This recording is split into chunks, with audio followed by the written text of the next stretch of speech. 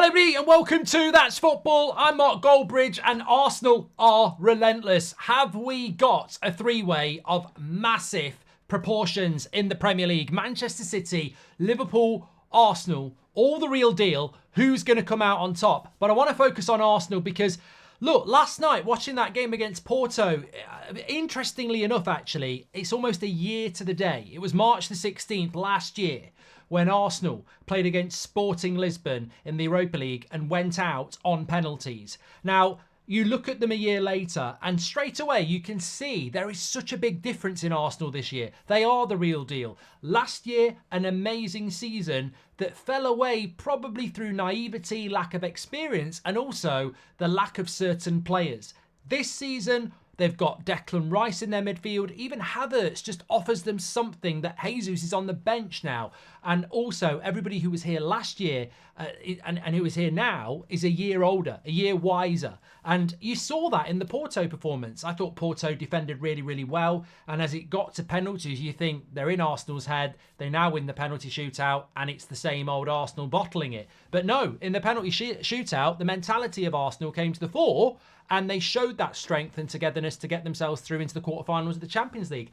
There is something different about Arsenal this year. I mean, look, what I would say is a lot of people are going, this time last year they were dropping points. This time last year was around the time that they went out to Sporting in the Europa League. But when you look at their fixtures last year, Arsenal went on a mad, I think it was a 9 or 8 or 9 game Premier League winning run from sort of mid-Feb to the 9th of April, which is when they drew against Liverpool. So look, they had a bad April last year. They drew with Liverpool, they drew with West Ham, they drew with Southampton, they lost to Arsenal, they lost to Manchester City. So they had a bad April last year, and that's going to define the Premier League for them this year. But regardless of whether Arsenal fall short, and you know there are many that would say they will, and the reasons I'll tell you in a moment, regardless if they fall short, this is a different season to last year. They probably have less points now than they did last year. But last year it was a two-horse race. This year, I firmly believe it's a more competitive league and you've got 3 teams going for it. So naturally, points totals are going to drop in a more competitive league in a three-way. So I think Arsenal are a better team this year.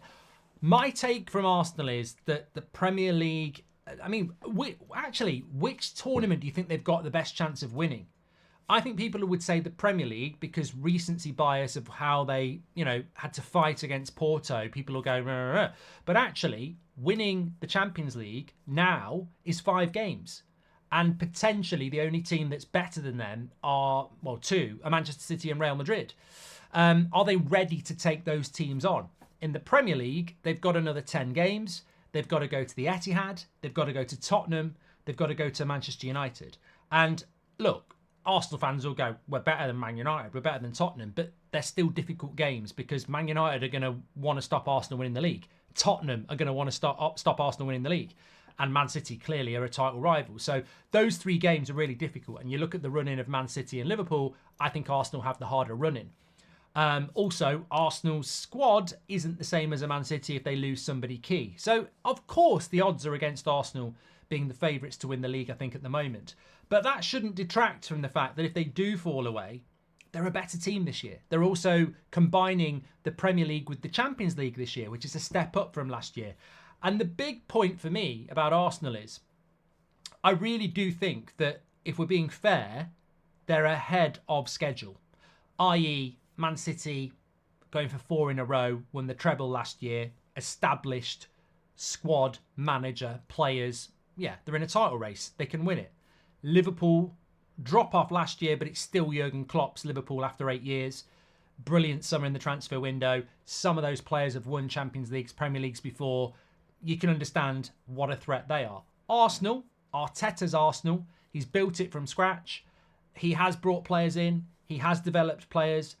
But I still think there are areas of Arsenal where you go, well, they're inexperienced and there are still a couple of players, maybe 3 players they need to bring in when the project's not finished. I think with Liverpool and Man City, you could say the project is there and it's got the ingredients to win the Premier League. For Arsenal, they can win the Premier League, but there is this perception that they are still the new kids on the block and they're not quite there yet. which is why I think they deserve the credit for being the real deal. They're more than capable of winning this Premier League. I just think they've got, yeah, I would say they've got elements still to prove. Like, people wouldn't be surprised if Man City or Liverpool went and won 9 of their last 10 games. If Arsenal did that, I still think people would go, I don't expect them to do that. But those games are there for them to go and win. Do I think they're more capable of winning the Premier League than the Champions League? No, not really. Because if you look at the teams that are left in the Champions League, obviously they could pull a Real Madrid or an Arsenal out. And that could be the end of the road for Arsenal. But they're also capable of winning those games as well. So for Arsenal, they'll be open for a quarter-final draw where they can express themselves better than a very difficult Porto side allowed them to do it. In the Premier League, I mean, their next Premier League game is Man City. Go and get a result there, and I think suddenly they go from, they are the real deal, let's see if they can get there, to, oh my God, maybe Arsenal are everybody's favourite again. So, look, I think the reason I wanted to do this video about Arsenal is because in the context of where we are, things are going to shift very quickly over the next month. In a month's time, Arsenal might have lost a couple of games and be out the title race. And that would be unfair not to acknowledge where they are this season and what they've done. I won't be surprised if Arsenal are out of a title race in a month.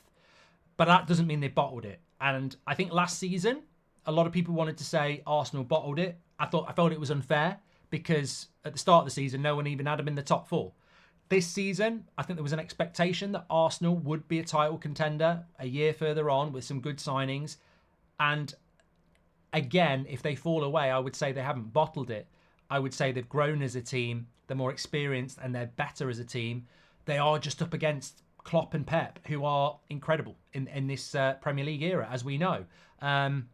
It could be third time lucky for Arsenal. I'm looking at the summer transfer window and going, if they add those final 2 or 3 components to what they've already got, you can't imagine anyone's going to leave this summer, then next season could be their year. And I think that would, in my opinion, next season, winning a Premier League for Arsenal or a Champions League is probably what you would expect over the growth of the Arteta managerial career at Arsenal. But that's not to say they can't do it this year. I think they're ahead of schedule. I think they're the real deal. They're certainly in the race. But I still think if they were to win a Premier League or a Champions League, that would be remarkable based on, where Arteta's taken them from. But they are, they do deserve the credit. And April, as I said, will define their season. They play Manchester City at the end of March, Luton at home, Brighton away, Villa at home, Wolves away, Tottenham away. That's the month. And also they're going to have to factor in a Champions League quarter-final. So after Man City, Luton at home, Brighton away, Villa at home, Wolves away, Spurs away. Wolves away, Spurs away, Brighton away. They ain't easy. And then you've got the Champions League as well. I think April is going to be make or break for Arsenal. And we'll be here for it. Get your comments in below. Smash a like on the video. I'll speak to you on the next one.